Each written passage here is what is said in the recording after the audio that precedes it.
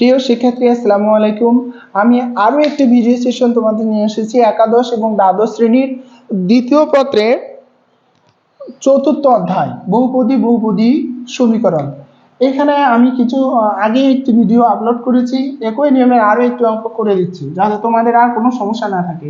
এত সমীকরণের মূলদয় এত হলে এত সমীকরণের মূলদয়কে আলফা বিটা, এই আলফা বিটার মাধ্যমে প্রকাশ করতে বলছে। তো প্রথমে এই সমীকরণটি উঠাচ্ছে, যেটা দেয়া আছে px square plus qx plus r সমান সমান 0। সমীকরণের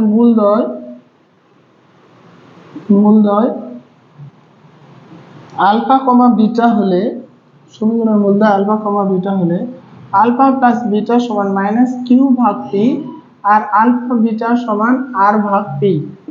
এখন দ্বিতীয় সমীকরণের মূলদয় আর X square plus 4 Q X plus 16 P equal হলো 0।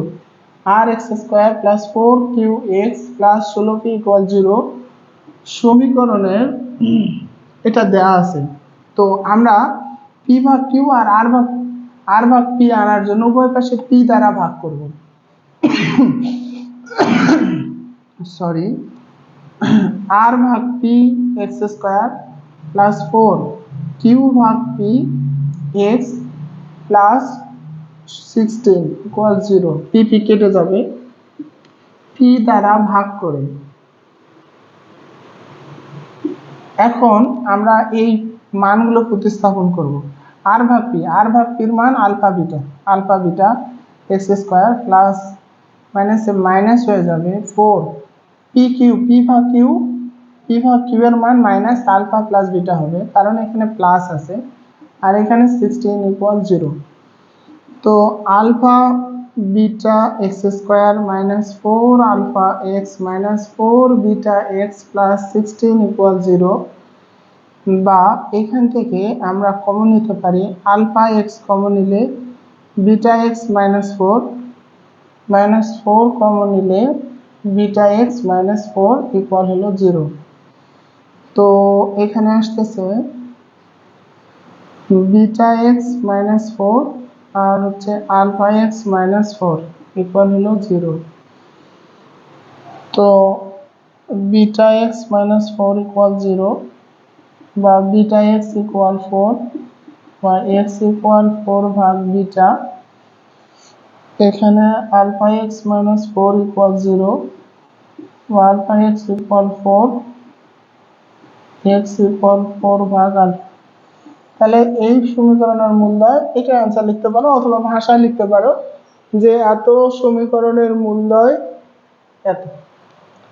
এই যে আর X square plus 4 Q X plus 16 P সমান 0 সমীকরণের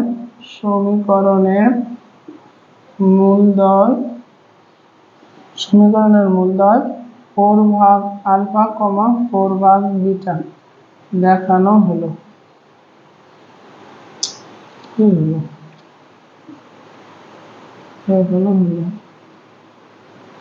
বিষয়টা হলো কি, যে অঙ্কটা আসলে খুবই সহজ, যেহেতু শুধু সমীকরণের মধ্যে সহগ তৈরি করে মান প্রতিস্থাপন করতে হচ্ছে, আর কিছু না।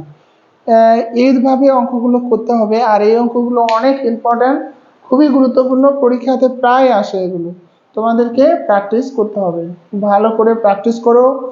আর তোমাদেরকে রিকোয়েস্ট, আমি এই কষ্ট করে ভিডিওগুলো বানাচ্ছি, তোমরা অবশ্যই উপকৃত হলে লাইক করবে, কমেন্ট করবে, একটু সাবস্ক্রাইব করবে আর শেয়ার করে দেবে।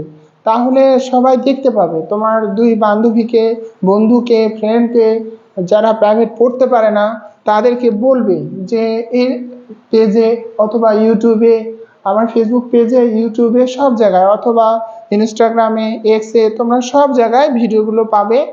আশা করি তোমরা যেই সোশ্যাল মিডিয়াতেই হোক, তোমরা যদি কন্ট্যাক্ট করো, আমি হোয়াটসঅ্যাপে ওই ভিডিওগুলো দিয়ে দিব। তোমরা হোয়াটসঅ্যাপে গ্রুপ খুলতে পারো, করে আমাকে জানালে আমি ভিডিওগুলো দিতে পারি।